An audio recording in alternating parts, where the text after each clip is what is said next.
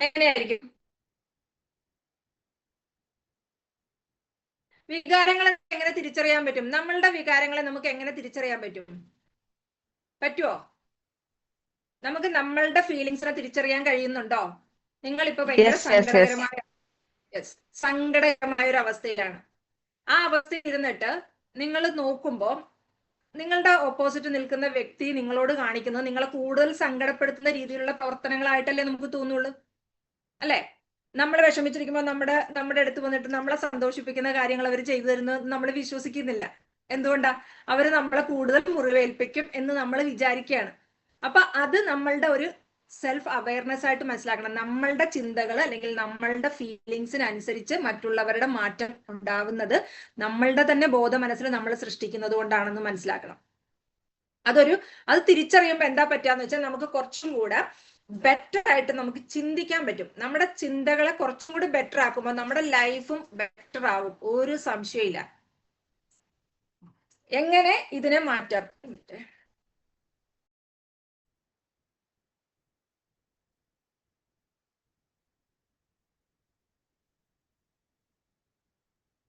എങ്ങനെ നമുക്കിതിന് ഒരു സൊല്യൂഷൻ കണ്ടെത്താം എന്നുള്ളതാണ് നമ്മൾ പറയുക.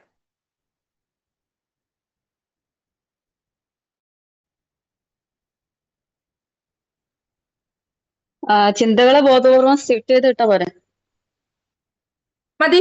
അത് പ്രാക്ടീസ് ചെയ്യാത്തവരോട് നമുക്കൊരിക്കലും പറയാൻ പറ്റില്ലല്ലോ. ചിന്തകളെ ബോധപൂർവം ഷിഫ്റ്റ് ചെയ്യാൻ പറയുമ്പോൾ അവർക്ക് അത് ആദ്യമായിട്ട് അറ്റൻഡ് ചെയ്യുന്ന അല്ലെങ്കിൽ മനസ്സിലാകാത്ത ഒരാളോട് നമ്മൾ പറയുന്നത് ബോധപൂർവം നമ്മൾ അവരെ ഷിഫ്റ്റ് ചെയ്യാൻ പറഞ്ഞാൽ എങ്ങനെ അതൊരു ചിന്തകളെ എങ്ങനെ മാറ്റാൻ പറ്റും എന്നുള്ളത്. അതിന് ഒരുപാട് ടെക്നിക്കുകളുണ്ട്. ആ ടെക്നിക്ക് അനുസരിച്ചാണ് നമ്മൾ മാറ്റുക. ഇപ്പൊ നമ്മൾ ആദ്യം തന്നെ പറഞ്ഞു നമ്മൾ സ്വയം മാറാൻ ശ്രമിക്കുക എന്ന് പറഞ്ഞാൽ ഒരിക്കലും നമ്മളുടെ മനസ്സിന് സന്തോഷം കിട്ടുന്ന കാര്യങ്ങളെ കുറിച്ച് മാത്രം ഫസ്റ്റ് ആലോചിക്കുക.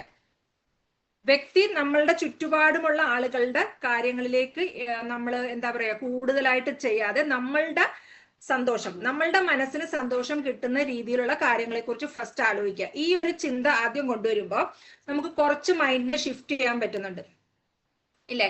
നമ്മൾ ആഗ്രഹിക്കുന്ന ഒരു രീതിയിലേക്ക് നമ്മൾ മാറ്റാൻ ശ്രമിക്കുക. പിന്നെ ആരുമായിട്ടുള്ള ബന്ധമാണോ നിങ്ങൾക്ക് മെച്ചപ്പെടുത്തേണ്ടത് ആ വ്യക്തിയെ മനസ്സിൽ സങ്കല്പിച്ചിട്ട് നിങ്ങൾ പറയേണ്ട കാര്യങ്ങളുണ്ട്. അതായത് എനിക്ക് ആ വ്യക്തിയോട് യാതൊരു വിധത്തിലുള്ള ദേഷ്യം, ഇത് നമ്മളൊരു ഫൊർഗീവ്നെസ് മെത്തേഡ് ആണ്. പക്ഷെ എന്നാലും നമ്മുടെ മനസ്സിലേക്ക് നമ്മളിപ്പോ ഒരു കാര്യം ചിന്തിക്കുമ്പോഴേ നമ്മുടെ മനസ്സും ബ്രെയിനും തമ്മിലുള്ള വ്യത്യാസം എന്താണെന്ന് വെച്ചാൽ മനസ്സ് കുറച്ചുകൂടി ബോധമുള്ള ഒരു ഇതാണ്. പെട്ടെന്നൊന്നും ഒരു കാര്യം അക്സെപ്റ്റ് ചെയ്യില്ല. പക്ഷെ നമ്മുടെ ബ്രെയിനിലേക്കോ നമ്മുടെ സബ് കോൺഷ്യസ് മൈൻഡിലേക്കോ അതേപോലെ പ്രപഞ്ചത്തിലേക്കും നമുക്ക് കൊടുക്കാൻ പല കള്ളത്തരങ്ങളും പറഞ്ഞു കൊടുക്കാൻ പറ്റും. പക്ഷെ ഒരിക്കലും നമ്മുടെ മനസ്സ് അതിനെ അംഗീകരിക്കില്ല. നമ്മൾ എന്ത് കാര്യം പറഞ്ഞു തുടങ്ങുമ്പോഴും നമ്മുടെ നമ്മളെ മനസ്സാണ് നമ്മളെപ്പോഴും ഡൈവേർട്ട് ചെയ്ത് കൊണ്ടുപോകുന്നത്.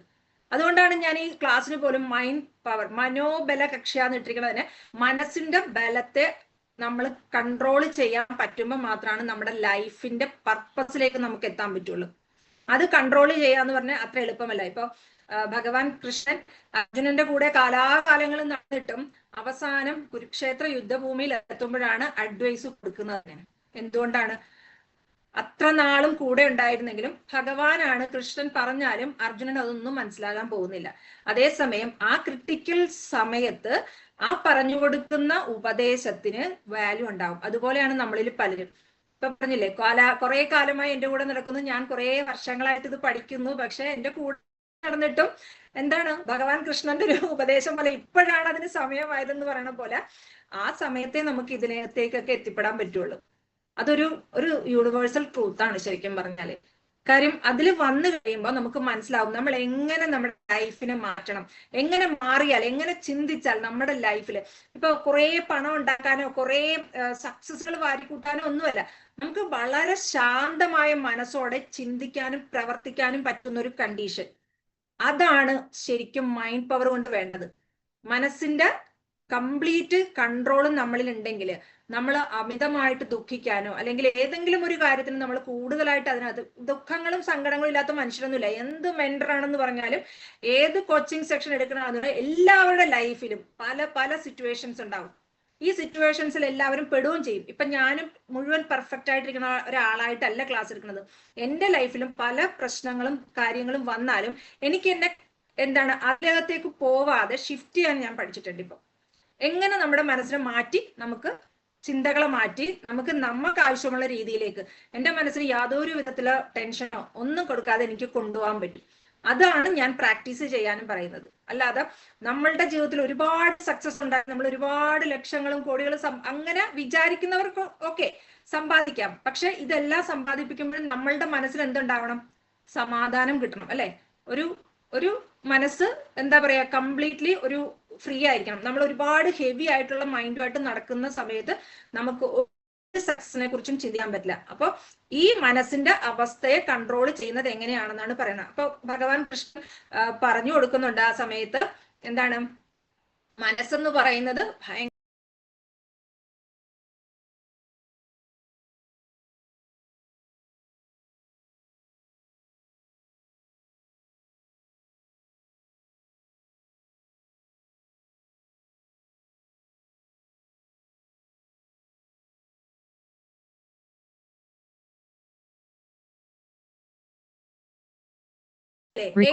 ചിന്തിക്കണം പറഞ്ഞാലും ഇപ്പൊ ഒരു ക്ലാസ്സിൽ കയറി നിങ്ങളോട് ഞാൻ പറയാണ് നിങ്ങൾ ചിന്തിക്കാവൂ. പക്ഷെ ഇല്ല, നാളെ നേരം വെളുക്കുമ്പോൾ നിങ്ങൾ വേറെ രീതിയിലേക്ക് പോകും. കാരണം എന്ന് വെച്ചാല് അത് നമ്മുടെ മനസ്സ് നമ്മളെ കൊണ്ടുപോകുന്നതാണ്. അപ്പൊ നമ്മൾ എന്ത് ചെയ്യണം? മനസ്സിനെ കൺട്രോൾ ചെയ്യാനും എന്റെ ലക്ഷ്യങ്ങളിലേക്ക് കൊണ്ടുപോകേണ്ട രീതിയിൽ എങ്ങനെ വേണമെന്ന് പ്രാക്ടീസ് ചെയ്യുകയും വേണം. 21 ഡേയ്സ് നമ്മൾ ഈ ഒരു കാര്യം ഏത് കാര്യം 21 ഡേയ്സ് ചെയ്യുമ്പോഴാണ് നമ്മുടെ ന്യൂറോ സിസ്റ്റത്തിലേക്ക് അപ്ലൈ ആവുള്ളൂ. 90 ഡേയ്സ് എടുക്കും അതൊരു നോർമൽ പ്രോസസ്സിലേക്ക് വരാനായിട്ട്. അപ്പൊ 21 ദിവസം നമ്മളിത് കംപ്ലീറ്റ് ആയിട്ട് ചെയ്തു വരുമ്പോഴാണ് എന്താകുക? നമ്മളുടെ ഉദ്ദേശിച്ച രീതിയിൽ നമ്മുടെ മൈൻഡിനെ കൺട്രോൾ ചെയ്യാനും മൈൻഡ് പവർ ഉണ്ടാക്കാനും സാധിക്കുകയുള്ളൂ. അപ്പൊ നമ്മൾ ആദ്യം പറഞ്ഞു നമ്മുടെ റിലേഷൻഷിപ്പിൽ ആരുമായിട്ടാണോ നമ്മുടെ ബന്ധം മെച്ചപ്പെടുത്തേണ്ടത് ആ വ്യക്തിയെ സങ്കല്പിക്കുക. എന്നിട്ട് നിങ്ങൾ ആ സമയത്ത് കാണുന്നത് ഇപ്പൊ ഓപ്പോസിറ്റ് നിൽക്കുന്നത് ഹസ്ബൻഡോ ഇൻലോസോ ആരായാലും നിങ്ങൾ ആ സമയത്ത് കാണുന്നത് നിങ്ങളുടെ വേദനകളായിരിക്കും അല്ലെ? നിങ്ങളുടെ മനസ്സിലുണ്ടായിട്ടുള്ള വേദന ആയിരിക്കും നിങ്ങൾ എപ്പോഴും എന്ത് ചെയ്യുക? പോയിന്റ് ഔട്ട് ചെയ്യുന്നത്. അവരെന്നെ എങ്ങനെ ചെയ്തു, അവരെന്നെ വേദനിപ്പിച്ചു, അവരെന്നോട് ഇത് പറഞ്ഞു, ഇതായിരിക്കും നമ്മുടെ മനസ്സിൽ. പക്ഷെ നമ്മൾ ആ കുറച്ച് സമയം റിലാക്സ്ഡ് ആയിട്ട് നിന്നിട്ട് നമ്മൾ ഓപ്പോസിറ്റ് നിൽക്കുന്ന വ്യക്തിയെ കുറിച്ചൊന്ന് ചിന്തിക്കാം. അവരുടെ നല്ല ഗുണങ്ങൾ എന്തെങ്കിലും നല്ല ഗുണങ്ങളില്ലാത്ത മനുഷ്യരുണ്ടാവില്ല. ചിലപ്പോൾ ഇൻലോസ് വീട്ടിലുള്ളത് കൊണ്ടായിരിക്കും നമുക്ക് ജോലി പോകാൻ പറ്റുന്നത്, അല്ലെങ്കിൽ നമ്മുടെ കുട്ടികളെ ഏൽപ്പിച്ചിട്ട് നമുക്ക് പുറത്തു പോകാൻ പറ്റുന്നത് അല്ലെ? വീട്ടിലൊരാളുള്ളത്, ഇപ്പൊ ഹസ്ബൻഡ് സ്ഥലത്തില്ല, വീട്ടിലൊരു കൂട്ടായിട്ട് അവരുണ്ടാവും. അങ്ങനെ നമുക്ക് അവരുടെ ഗുണങ്ങളെ കുറിച്ച് നമ്മളൊന്ന് ചിന്തിക്കുക. അപ്പൊ നമുക്ക് അവരോടുള്ള ദേഷ്യത്തിന്റെ കുറേ ഭാഗങ്ങൾ നമുക്ക് കളയാൻ പറ്റും. എന്ന് വെച്ചാൽ നമ്മുടെ മനസ്സിൽ അവരോടുള്ള ആ വിദ്വേഷത്തിന്, അതാണ് നമ്മൾ ആദ്യം ചെയ്യേണ്ടത്. അതൊരു പ്രാക്ടീസാണ്. നമ്മൾ ഇങ്ങനെ നമ്മളുടെ മുനിസിപ്പാമ്പിളി പറഞ്ഞ പോലെ നമ്മൾ മനസ്സിനെ ഷിഫ്റ്റ് ചെയ്യുക അല്ലെങ്കിൽ നമ്മുടെ ചിന്തകളെ ഷിഫ്റ്റ് ചെയ്യുക എന്ന് പറഞ്ഞാൽ ഇങ്ങനെയാണ് ഷിഫ്റ്റ് ചെയ്യേണ്ടത്. നമ്മളിലേക്ക് വരുന്ന ആ നെഗറ്റീവ് ഊർജത്തെ നമുക്ക് ഷിഫ്റ്റ് ചെയ്യാൻ പറ്റുന്നത് എങ്ങനെയാ? നമ്മൾ ചിന്തിക്കുക അവരുടെ നല്ല ഗുണങ്ങൾ. അവരെന്നോട് ഒന്നുമില്ല, നമ്മളൊന്നും വയ്യാതിരുന്നാലും നമ്മുടെ വീട്ടിലൊരാളുള്ളത് കൊണ്ട് നമുക്ക് ഇത്തിരി വെള്ളം എടുത്തു തരാൻ ആളുണ്ട്, അല്ലെങ്കിൽ എന്താണെന്ന് ചോദിക്കാൻ, അല്ലെങ്കിൽ ആരോടെങ്കിലും എന്താ അവൾ ഇവിടെ കിടക്കുന്നു എന്ന് പറയാൻ ഒരാൾ അവിടെ ഉണ്ട് എന്നുള്ളതാണ് നമ്മൾ അപ്പൊ അവരിൽ നിന്ന് കാണേണ്ട ഒരു നല്ല ഗുണം. വേറെ ഒന്നുമില്ലെങ്കിലും അങ്ങനത്തെ കുറച്ച് ഗുണങ്ങളെങ്കിലും നമ്മൾ അവരെ കുറിച്ച് എന്ത് ചെയ്യാം? ഓർക്കുക. അതുകൊണ്ട് തന്നെ അവരോട് മനസ്സുകൊണ്ട് നന്ദി പറയാം. ഗ്രാറ്റിറ്റ്യൂഡ് പ്രാക്ടീസ് ചെയ്യുക. ഗ്രാറ്റിറ്റ്യൂഡ് പറയുമ്പോൾ എന്താണെന്നറിയോ? നമ്മൾ ഇതിപ്പോ എല്ലാ കാര്യത്തിനും ചെയ്യാവുന്ന ഒരു ഇതാണ്. നമുക്ക് എന്തിനും നന്ദി പറയാം. നന്ദി പറയുമ്പോൾ നമ്മുടെ ലൈഫില് നമുക്ക് കിട്ടുന്ന ഒരു സംതൃപ്തി. ഇപ്പൊ ഇവിടെ നമ്മുടെ ക്ലാസ്സിൽ പങ്കെടുക്കുന്ന എല്ലാവരും രാവിലെയും വൈകിട്ടും ഗ്രാറ്റിറ്റ്യൂഡ് പ്രാക്ടീസ് ചെയ്യുന്നു. ഇത് എഴുതി 10 15 പ്രാവശ്യം അതൊന്നും വേണ്ട. നിങ്ങൾ മനസ്സിൽ ചുമ്മാ രാവിലെ അടുക്കളയിൽ നിൽക്കുമ്പോഴോ അല്ലെങ്കിൽ മോർണിംഗ് വാക്കിന് ചെയ്യുമ്പോഴോ ഏത് സമയത്തും പറയാം. ഞാൻ എപ്പോഴും ക്ലാസ്സിൽ പറയുന്ന ഒരു കാര്യമാണ്, നമ്മൾ ആവശ്യമില്ലാത്ത എന്തോരം കാര്യങ്ങളാണ് രാവിലെ തൊട്ട് ചിന്തിച്ചു കൂട്ടുന്നത്.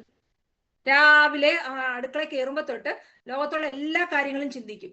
ഒരാവശ്യം ഇല്ലാത്തതാണ് അല്ലെ? എന്താവശ്യത്തിനുള്ള കാര്യങ്ങളാണ് നമ്മൾ ചിന്തിക്കണം? ഒന്നുമില്ല. പക്ഷെ നമുക്ക് ആവശ്യമുള്ള കാര്യങ്ങളൊന്നും നമ്മൾ ചിന്തിക്കില്ല. അതല്ലെങ്കിൽ അവർ കുറ്റപ്പെടുത്തി, അവരെന്നെ പറ്റി ഇത് പറഞ്ഞു, ഇങ്ങനെ ചിന്തിക്കുന്നതിനപ്പുറം നമ്മൾ രാവിലെ ആ ഒരു സമയത്ത് ഇന്ന് എനിക്ക് എഴുന്നേറ്റ് ഇന്ന കാര്യങ്ങൾ ചെയ്യാൻ സാധിച്ചതിന് ഞാൻ ദൈവത്തോടല്ല, നമ്മൾ വിശ്വസിക്കുന്ന ഏത് ശക്തിയോടും നന്ദി പറയാം. അത് നമുക്ക് ഭയങ്കരമായ ഒരു പോസിറ്റീവ് എനർജി നൽകും. അപ്പൊ അതുപോലെ തന്നെ ഈ ഏത് റിലേഷൻഷിപ്പിലാണോ നമ്മൾ ബുദ്ധിമുട്ടുന്നത് ആ വ്യക്തിക്ക് നമ്മൾ നന്ദി പറയുക.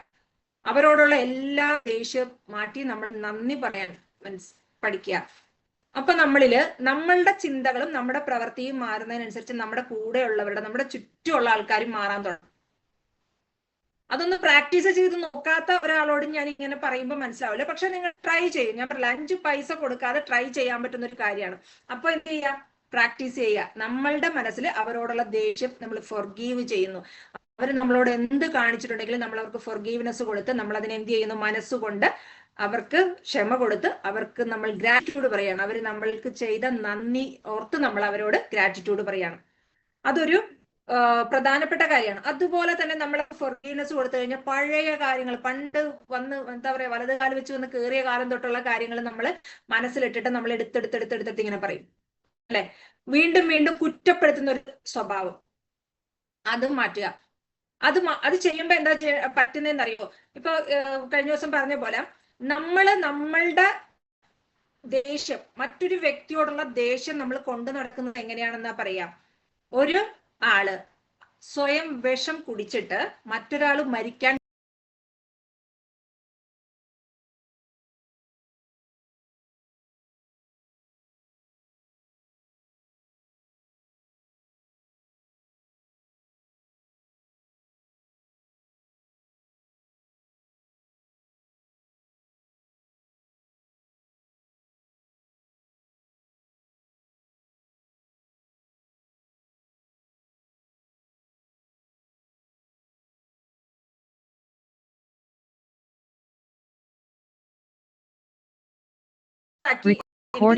പർപ്പസ് ഈ ഒരു റൂട്ടിലാണെന്ന് തോന്നിയത് കൊണ്ടാണ് ഈ ഒരു ഇതിലേക്ക് വന്നത്. അപ്പൊ ഈ ചിന്തകൾ കൊണ്ട് നമ്മൾ എന്ത് ചെയ്യുന്നു? നമ്മൾ വിഷം കഴിച്ചിട്ടിരിക്കുക, ക്യാൻസൽ അങ്ങനെ പറയാൻ പാടില്ല. എന്നാൽ പോലും നമ്മൾ ചെയ്യുന്നത് ഈ രീതിയാണ്. എന്നിട്ട് നമ്മൾ എന്ത് ചെയ്യും? അയാൾ ഇപ്പൊ മരിക്കും എന്ന് പ്രതീക്ഷിച്ചിരിക്കുന്നത്. എന്താണ് അതിനർത്ഥം? മനസ്സിലായില്ലേ? ഇതിനേക്കാൾ വലിയൊരു എക്സാമ്പിൾ ഇല്ല. കാര്യം അത്രയും ദുഷിച്ച ചിന്തകൾ മനസ്സിലുണ്ടെങ്കിൽ എടുത്ത് കളയുക. എന്നിട്ട് നമ്മൾ എന്ത് പറയണം? നമ്മുടെ കൂടെയുള്ള ആൾക്കാരുടെ പോസിറ്റീവായിട്ടുള്ള ഗുണങ്ങൾ കണ്ടുപിടിച്ചിട്ട് അതിന് നന്ദി പറയുക. ഇങ്ങനെ പ്രാക്ടീസ് ചെയ്യുമ്പോൾ ഈ പറയുന്ന ഏത് റിലേഷൻഷിപ്പിലാണെങ്കിലും നമ്മളിലേക്ക് അത് അട്രാക്ട് ചെയ്തുകൊണ്ടേയിരിക്കും. അപ്പൊ അതൊരു പോയിന്റ് ആണ്. പിന്നെ അടുത്തത്, നമ്മൾ ഇപ്പൊ നേരത്തെ പറഞ്ഞ പോലെ തന്നെ ഉയർന്ന വൈബ്രേഷനിലാണ് നമ്മൾ ഉള്ളതെങ്കിൽ, ഹൈ വൈബ്രേഷനിലാണ് നമ്മൾ ഇരിക്കുന്നത്. ഹൈ വൈബ്രേഷൻ എന്ന് പറയുന്നത് സന്തോഷം, അതേപോലെ നന്ദി, ഗ്രാറ്റിറ്റ്യൂഡ്, സ്നേഹം, ഇതൊക്കെ നമ്മളിൽ ഉണ്ടെങ്കിൽ നമ്മൾ നല്ല ഫ്രീക്വൻസിയിലാണ് ഇരിക്കുക, ഹൈ ഫ്രീക്വൻസിയിലാണ് നമ്മൾ ഇരിക്കുക. അപ്പൊ നമ്മൾക്ക് കിട്ടുന്ന ബന്ധങ്ങളും അല്ലെങ്കിൽ നമ്മൾക്ക് അവരിൽ നിന്ന് കിട്ടുന്ന സമീപനവും ഈ രീതിയിലായിരിക്കും. അതേസമയം നമ്മൾ താഴ്ന്ന വൈബ്രേഷനിലാണെങ്കിൽ, അതായത് ദേഷ്യം, സങ്കടം, അസൂയ, വിഷമം, ഇതൊക്കെ വെച്ചിട്ടാണ് നമ്മൾ ഇരിക്കുന്നതെങ്കിൽ അതൊരു താഴ്ന്ന ഫ്രീക്വൻസിയാണ്. ഇത് നമ്മുടെ വളർച്ചയെ മാത്രമല്ല നമ്മുടെ ചുറ്റുമുള്ള ആൾക്കാരിലും ഇത് സ്പ്രെഡ് ആവും. ഇപ്പൊ നമ്മൾ സമ്മതിച്ചു തരില്ല, നമ്മൾ ആരോടും പറയില്ല എന്താ ഞാൻ ഇങ്ങനെ താഴ്ന്ന ഫ്രീക്വൻസിയിലാണെന്ന് നമ്മൾ ആർക്കും സമ്മതിച്ചു കൊടുക്കുമോ? ഇല്ല. എന്തുകൊണ്ടാ? നമ്മളിലെ നെഗറ്റീവിനെ നമ്മൾക്ക് കണ്ടുപിടിക്കാൻ ഭയങ്കര ബുദ്ധിമുട്ടാണ്. എന്ന് വെച്ചാൽ അത് നമ്മളെ ഇറിറ്റേറ്റ് ചെയ്യുന്ന ഒരു കാര്യം. അപ്പൊ ഫസ്റ്റ് ചെയ്യേണ്ടത് നമ്മൾ നമ്മളെ തന്നെ ഒബ്സർവ് ചെയ്യാം. നമ്മളിലുള്ള എന്തൊക്കെ ഗുണങ്ങളാണ് നമ്മൾ മാറ്റേണ്ടതെന്ന് ഫസ്റ്റ് ഐഡന്റിഫൈ ചെയ്യാം. അതാണ് ആദ്യത്തെ സ്റ്റെപ്പ്. നമ്മൾ നമ്മളെ തന്നെ ഐഡന്റിഫൈ ചെയ്യുക. നമ്മളിൽ എന്ത് ഗുണങ്ങളുണ്ട്, എന്ത് നെഗറ്റീവ്സ്, അത് നമ്മൾ ഐഡന്റിഫൈ ചെയ്യാം. അതിനുശേഷം നമുക്ക് വേണ്ടാത്ത ചീത്ത സ്വഭാവങ്ങൾ ഉണ്ടെങ്കിൽ, നമുക്കിപ്പോ പെട്ടെന്ന് ദേഷ്യം വരുന്നത് എനിക്കുള്ള ഒരു സ്വഭാവമായിരുന്നു, പെട്ടെന്ന് ദേഷ്യം വരുന്ന സ്വഭാവം, അതിനെ നമ്മൾ മാറ്റുക എന്ന് പറഞ്ഞാൽ ഒരു ദിവസം കൊണ്ട് എടുത്ത് കളയാൻ പറ്റില്ല. പതിയെ നമുക്കതിനെ ചേഞ്ച് ചെയ്യാൻ പറ്റുള്ളൂ കേട്ടോ. അല്ലാതെ ഒരു സുപ്രഭാതത്തിൽ ഇതൊന്നും നടക്കുന്ന കാര്യങ്ങളല്ല. പക്ഷെ നമുക്ക് ശ്രമിച്ചാൽ സക്സസ് ആക്കാൻ പറ്റുന്ന ഒരു കാര്യം. നമ്മുടെ ലൈഫ് നമ്മളല്ലാതെ വേറെ ആരും ചേഞ്ച് ചെയ്ത് തരില്ല എന്ന് ഒരു വിശ്വാസം നമ്മളിൽ വരുമ്പോൾ, അതല്ലെങ്കിൽ ഇതല്ലാതെ എന്റെ ജീവിതത്തിൽ ഇനി മറ്റൊരു മാർഗമില്ല എന്ന് തോന്നുന്ന സമയത്ത് നമ്മൾ ചേഞ്ച് ആവും.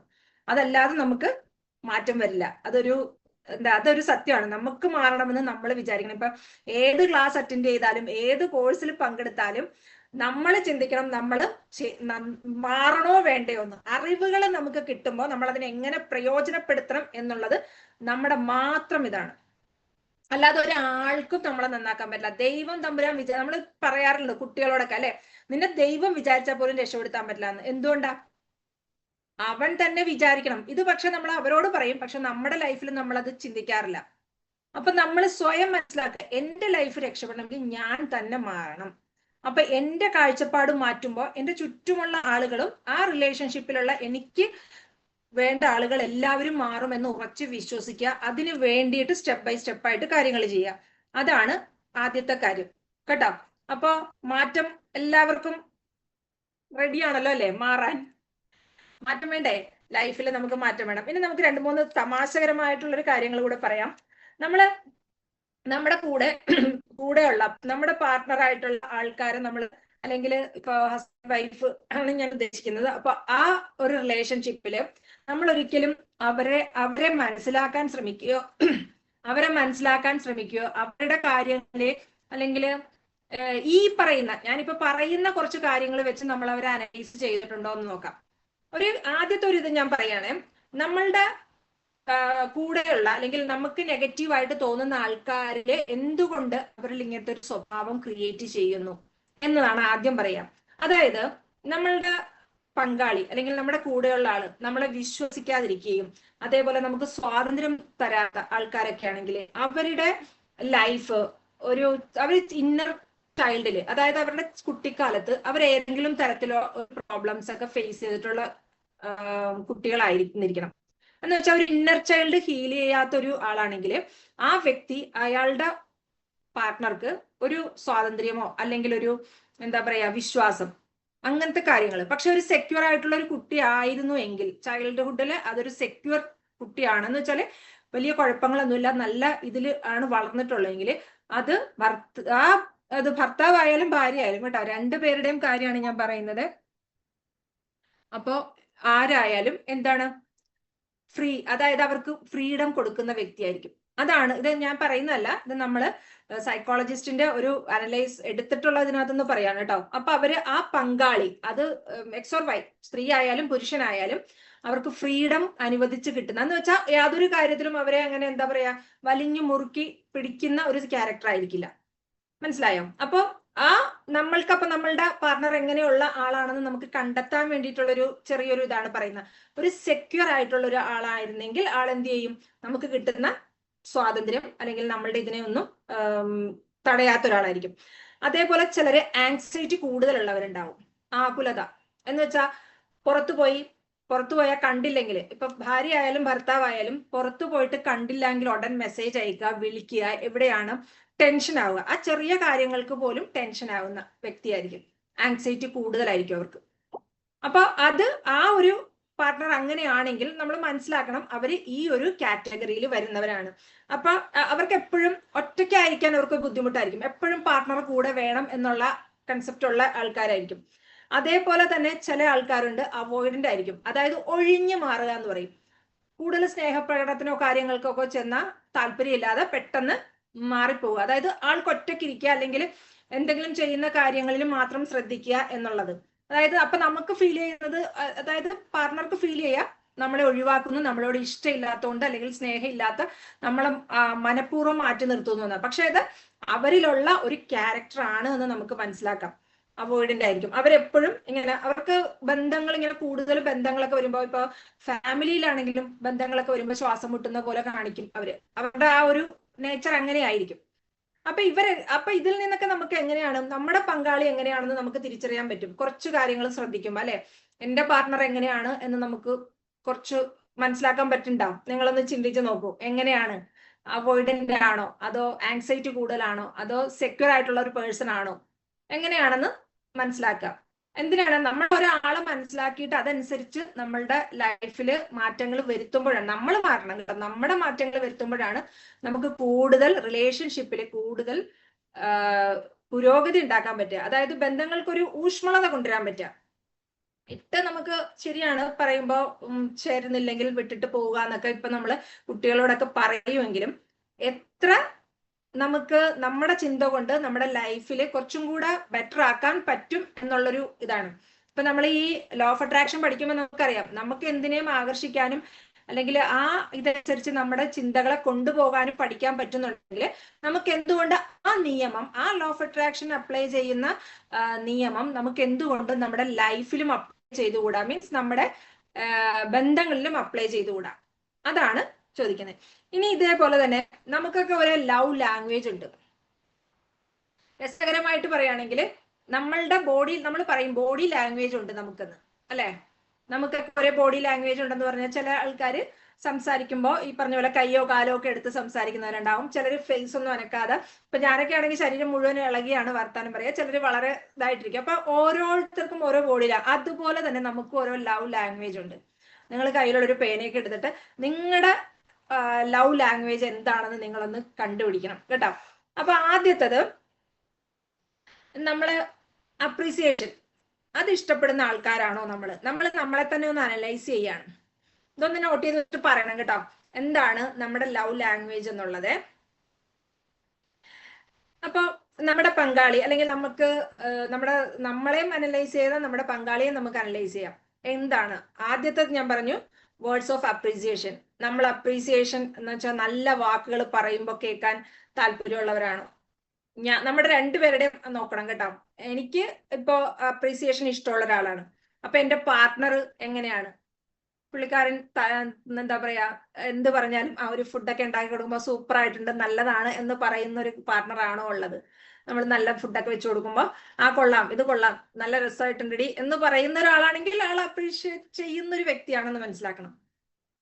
ചിലരെന്താ കഴിച്ചിട്ട് മിണ്ടാതെ കഴിഞ്ഞിട്ട് പോകും. അപ്പൊ നമ്മുടെ മനസ്സിൽ വിചാരിക്കും ഇതൊന്നും എന്തെങ്കിലും ഒന്ന് പറഞ്ഞുകൂടെ, കൊള്ളാന്നോ ഇല്ലെന്നോ പറഞ്ഞുകൂടെ എന്ന് നമ്മൾ ആലോചിക്കും, അല്ലെ?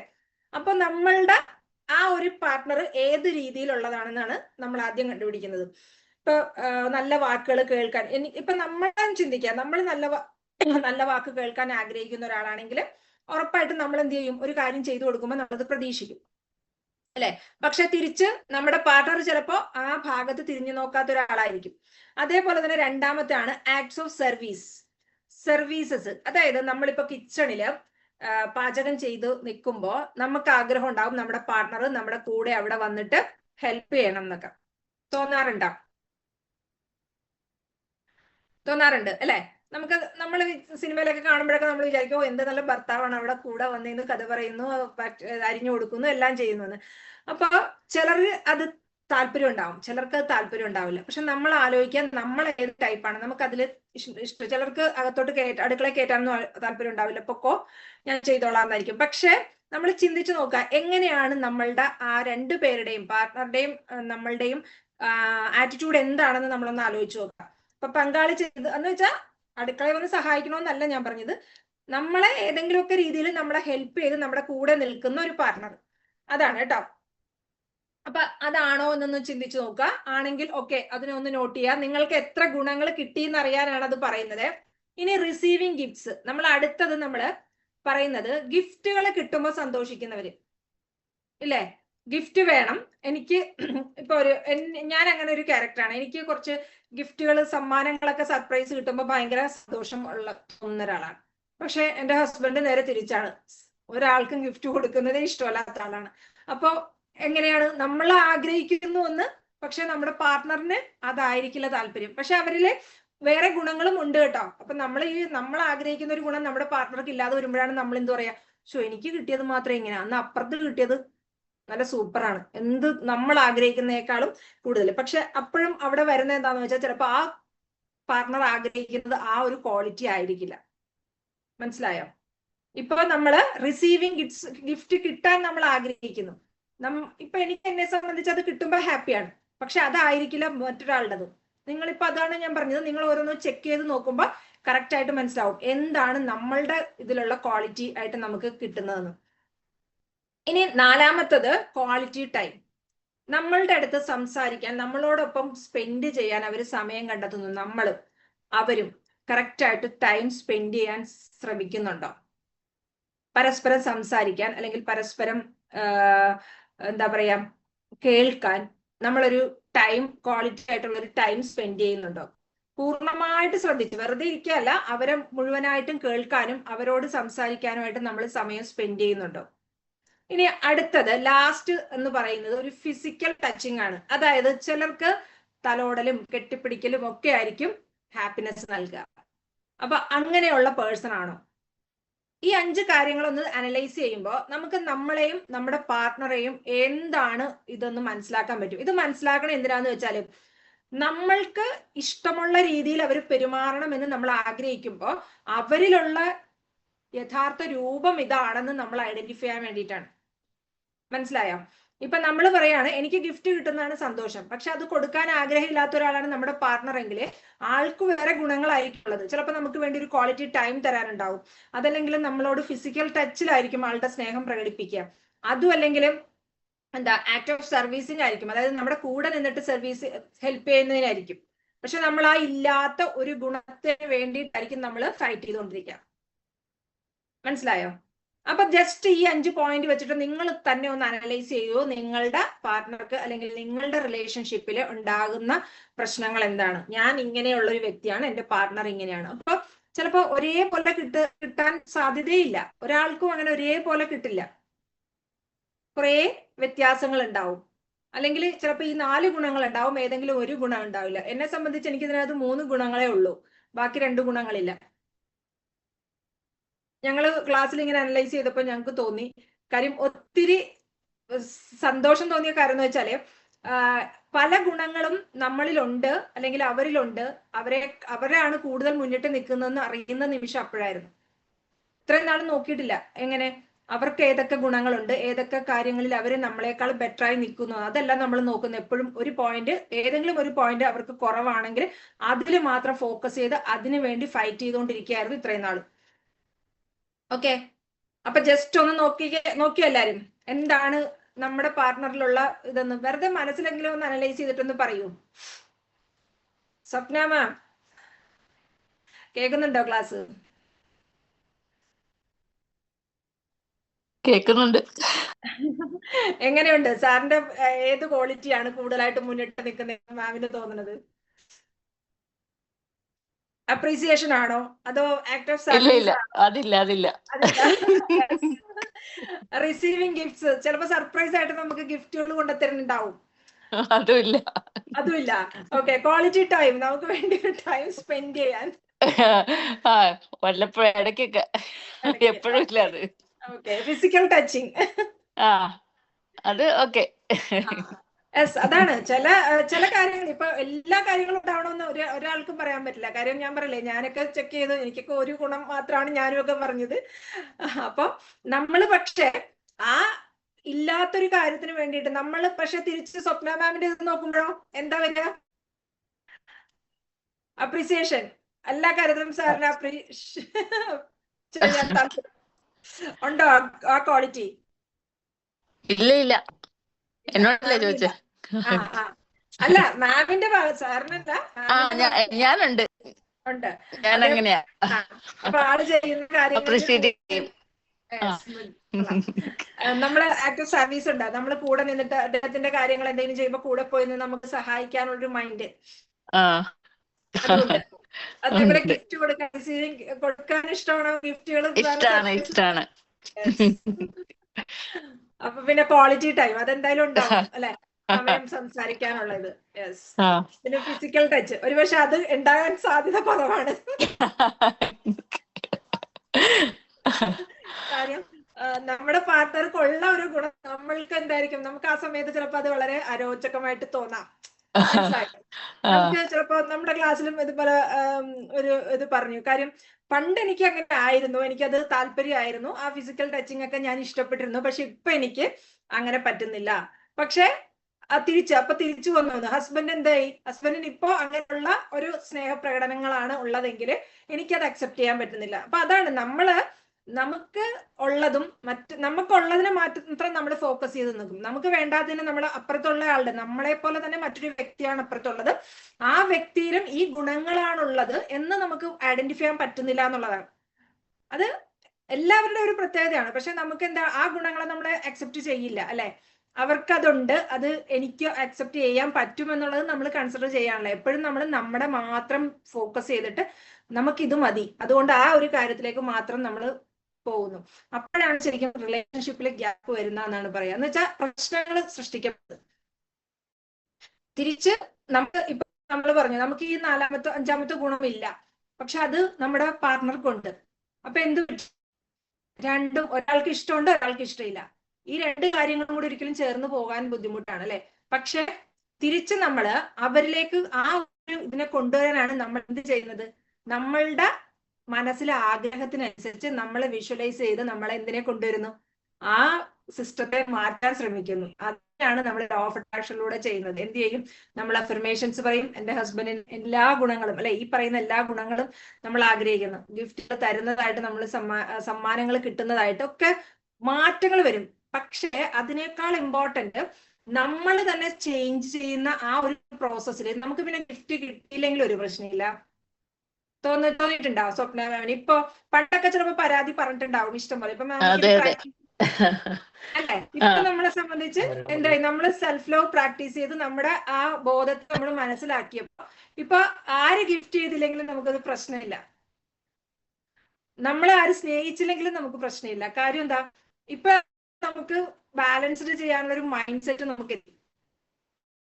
ആ മൈൻഡ് സെറ്റ് ഇല്ലാതെ വരുമ്പോഴാണ് നമ്മൾ എന്തിനെയൊക്കെ വിഷമിക്കുന്നത്. ഇതെല്ലാം ഓർത്ത് വിഷമിക്കുക, അയ്യോ എനിക്കിത് കിട്ടിയില്ല, എനിക്കിത് കിട്ടിയില്ല എന്ന് വിചാരിച്ച് നമ്മള് പ്രശ്നങ്ങളാക്കുന്നത്. അപ്പൊ ആ ഒരു മൈൻഡിലേക്ക് നമ്മൾ വളരണമെങ്കിൽ കുറച്ച് സമയമുണ്ട്. ആ ഒരു ടൈമിൽ നമ്മൾ ചെയ്യാൻ പറ്റുന്ന കാര്യങ്ങളിലൂടെ പ്രാക്ടീസ് ചെയ്ത് പോയാൽ നമുക്ക് ഉറപ്പായിട്ടും എന്താവും? സക്സസിലേക്ക് എത്താൻ പറ്റും. നമ്മുടെ ലൈഫിന്റെ സക്സസിലേക്ക് നമുക്ക് സ്വയം കടന്നു ചെല്ലാൻ പറ്റും. റിലേഷൻഷിപ്പിൽ പ്രോബ്ലം ഉള്ളപ്പോൾ നമ്മൾ എന്ത് ചെയ്യും? നമ്മൾ ആ ബന്ധങ്ങളുടെ കുടുക്കിൽ കിടക്കുകയാണ്. അതിന് നിന്ന് മോചനത്തിനാണ് ആദ്യം പറയുന്നത് നമ്മൾ നമ്മളെ തന്നെ സ്നേഹിക്കുക. നമ്മളെ സ്നേഹിക്കുക സെൽഫ് എന്ന് പറയുന്നത് നമ്മൾക്ക് ആവശ്യമുള്ള സാധനങ്ങളിട്ട് നമ്മളുടെ ഇത് മാത്രമല്ല, നമ്മൾ നമ്മളെ തന്നെ തിരിച്ചറിയുമ്പോൾ നമുക്ക് മറ്റുള്ളവരെയും സ്നേഹിക്കാനുള്ള ഉണ്ടാവും എന്നാണ് പറയുന്നത്. നമ്മളെ സ്നേഹിക്കുമ്പോൾ നമുക്ക് നമ്മുടെ ചുറ്റുമുള്ള ആൾക്കാരെ എന്ത് കുറവുകളോടും നമുക്ക് സ്നേഹിക്കാൻ പറ്റും. അതാണ് ഇപ്പൊ ഈ പറയുന്ന ലവ് ലാംഗ്വേജിൽ ഒന്നും എന്റെ ഹസ്ബൻഡിന് ഇല്ലെങ്കിലും എനിക്കിപ്പോ പ്രശ്നമില്ല. കാരണം എന്താ? എനിക്ക് എന്നെ സന്തോഷിപ്പിക്കേണ്ടത് എങ്ങനെയാണ്, എന്റെ മനസ്സിനെ സന്തോഷമാക്കി വെക്കേണ്ടത് എങ്ങനെയാണെന്ന് എനിക്ക് കറക്റ്റ് ആയിട്ട് അറിയാം. അപ്പൊ പിന്നെ എന്നെ പുറത്തുനിന്ന് ആരും സന്തോഷിപ്പിക്കേണ്ട ആവശ്യമില്ല എന്നുള്ളൊരു തോന്നലുണ്ട്. ആ തോന്നൽ വരുമ്പോ പിന്നെ നമുക്ക് സങ്കടമില്ല. മറ്റേന്ന് പറഞ്ഞാൽ അയ്യോ എനിക്കൊരു ബർത്ത്ഡേ വന്നിട്ട് എനിക്കൊരു ഗിഫ്റ്റ് വാങ്ങിച്ചു തന്നില്ല, എന്റെ ആനിവേഴ്സറി ആയിരുന്നു, ഞാൻ കുറെ കരഞ്ഞിട്ടുള്ള ഒരാളാണ് ആ പേരൊക്കെ പറഞ്ഞ്. കാര്യം ഞാൻ ഭയങ്കരമായിട്ടും ഗിഫ്റ്റ് പ്രതീക്ഷിക്കുന്ന സമയത്ത് ഇതൊന്നും കിട്ടാതെ വരുമ്പോ നമ്മൾ എന്ത് പറയും? ആൾക്ക് നമ്മളോട് സ്നേഹമൊന്നുമില്ല, നമ്മളെ വെറുതെ ആണ് എന്ന് നമ്മളിങ്ങനെ പറഞ്ഞുകൊണ്ടിരിക്കുക. ശരിയാണ്, നമ്മൾ അഫർമേഷൻ കണക്ക് ഡെയിലി ഇത് പറയുന്നതുകൊണ്ട് ആള് നമ്മളെ മൈൻഡും ചെയ്യുന്നില്ല, നമ്മുടെ സങ്കടങ്ങൾ കൂടിക്കൊണ്ട് വന്നുകൊണ്ടിരിക്കും. അപ്പൊ ആ ഒരു കാര്യങ്ങൾ മാറ്റി ഇപ്പൊ കിട്ടുന്ന ഒരു ഹാപ്പിനെസ്സിലേക്ക് എത്തണമെങ്കിൽ നമ്മൾ എന്ത് ചെയ്യണം? നമ്മളെ സ്നേഹിക്കണം. നമ്മളുടെ ചുറ്റുമുള്ള ആളുകളിലേക്കുള്ള സ്നേഹം നമ്മൾ അറിയാതെ അതൊരു ക്രിയേറ്റ് ചെയ്യുന്നതാണ്. ഓക്കെ, ഇനി നമ്മൾ എപ്പോഴും ചെയ്യുന്ന വേറൊരു മിസ്റ്റേക്ക് ആണ്, നമ്മൾ കുറ്റപ്പെടുത്തിക്കൊണ്ടേയിരിക്കുക, കുറ്റം പറഞ്ഞുകൊണ്ടിരിക്കുക. നമ്മൾക്ക് ഒരു കാര്യം ശരിയല്ല എന്ന് തോന്നിയിട്ടുണ്ടെങ്കിൽ, അല്ലെങ്കിൽ നമ്മൾ അതിനെ സദാസമയം കുറ്റം പറഞ്ഞുകൊണ്ടിരിക്കുമ്പോൾ അത് നമ്മളിൽ ഒരു നെഗറ്റീവ് എനർജിയാണ് ക്രിയേറ്റ് ചെയ്യുന്നത്. അല്ലെ? ഇപ്പൊ നമ്മൾ നേരത്തെ പറഞ്ഞ ഒരു കാര്യം തന്നെയാണ്, നമ്മൾ എന്ത് കൊടുക്കുന്നുവോ, നമ്മൾ എന്ത് പ്രപഞ്ചത്തിലേക്ക് കൊടുക്കുമോ അത് നമ്മളിലേക്ക് വരും എന്നാണ്. നമ്മൾ എത്ര കുറ്റം പറയുന്നു അതിനനുസരിച്ച് നമ്മുടെ ലൈഫും എന്തായിക്കൊണ്ടിരിക്കും? ഈ ഒരു കാര്യം അട്രാക്ട് ചെയ്തുകൊണ്ടിരിക്കും. ഓക്കെ, അപ്പൊ നമ്മൾ ആരോഗ്യകരമായ ഒരു ഹെൽത്ത് റിലേഷൻഷിപ്പ് ഉണ്ടാക്കണമെങ്കിൽ നമ്മൾ ഇത്തരം നെഗറ്റീവ് തോട്ട്സുകളെ ആദ്യം തന്നെ ഒഴിവാക്കുക.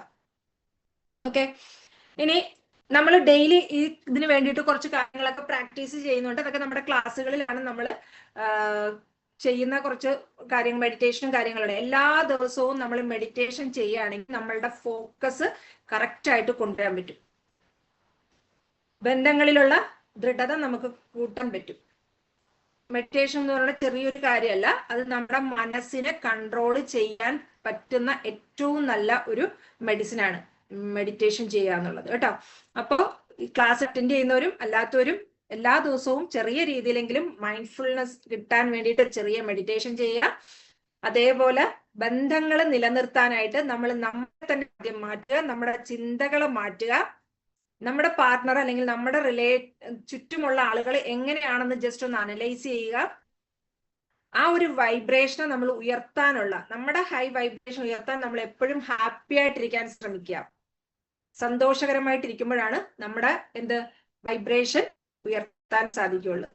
ഓക്കെ, എന്തെങ്കിലും കാര്യങ്ങൾ ഇപ്പൊ പറഞ്ഞ പോയിന്റ്സിൽ എന്തെങ്കിലും മനസ്സിലാകാതെ ഉണ്ടെങ്കിൽ ചോദിക്കാം. എന്തെങ്കിലും ക്ലാരിറ്റി?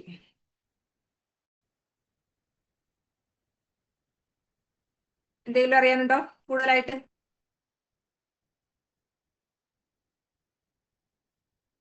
അല്ല, സംശയമുള്ളവർ ചോദിച്ചോളൂ. എന്താണ് അറിയാനുള്ളതെങ്കിലും ചോദിക്കാം. ഇനി ഇത് റിലേഷൻഷിപ്പ് മാത്രമല്ല, വേറെ എന്ത് കാര്യങ്ങൾ അറിയാനുണ്ടെങ്കിലും ചോദിക്കാം കേട്ടോ. എന്തെങ്കിലും ഡൗട്ട് ലോ ഓഫ് അട്രാക്ഷനെ കുറിച്ചോ, ലോ ഓഫ് അട്രാക്ഷന്റെ ക്ലാസ്സുകൾ ഇതുവരെ അറ്റൻഡ് ചെയ്യാത്ത ആരെങ്കിലും ഉണ്ടെങ്കിൽ അതിനെ കുറിച്ചോ, അതല്ല ഈ റിലേഷൻഷിപ്പിൽ എന്തെങ്കിലും കാര്യങ്ങൾ അറിയാനുണ്ടെങ്കിലോ, എന്ത് വേണേലും ചോദിക്കാം. എനിക്ക് അറിയാവുന്ന രീതിയിൽ ഞാൻ ആൻസർ പറയുന്നതായിരിക്കും, ഹെൽപ്പ് ചെയ്യുന്നത്.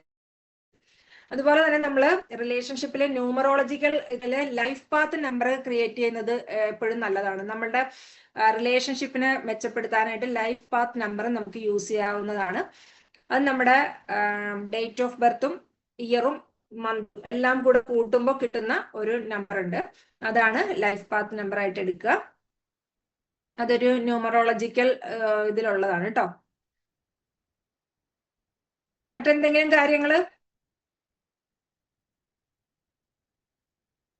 സെൽഫ് ലവ് എന്ന് പറയുന്നത് സ്വയം സ്നേഹിക്കുന്നത് മാത്രമല്ല, അത് നമ്മളില് പോസിറ്റീവ് ആയിട്ടുള്ള ചിന്തകളെ കൊണ്ട് നിറയ്ക്കാൻ കൂടി വേണ്ടിയിട്ടാണ്. അതായത് നമ്മൾ എപ്പോഴും നമ്മളെ മറ്റുള്ളവർ സ്നേഹിക്കുന്നില്ല, നമ്മളില് അങ്ങനെയുള്ള കാര്യങ്ങളിലായിരിക്കും കൂടുതൽ ഫോക്കസ് ചെയ്യണത്.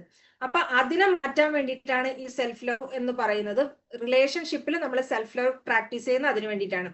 നമ്മളുടെ ഇപ്പോ ഇൻലോസിനോടൊക്കെ നമുക്ക് ഒരുപാട് ബുദ്ധിമുട്ടുകളൊക്കെ തോന്നുന്ന സമയത്ത് നമ്മൾ ചിന്തിക്കുന്ന എന്താ, അവർക്ക് നമ്മളെ ഇഷ്ടമല്ല, അവര് നമ്മളോട്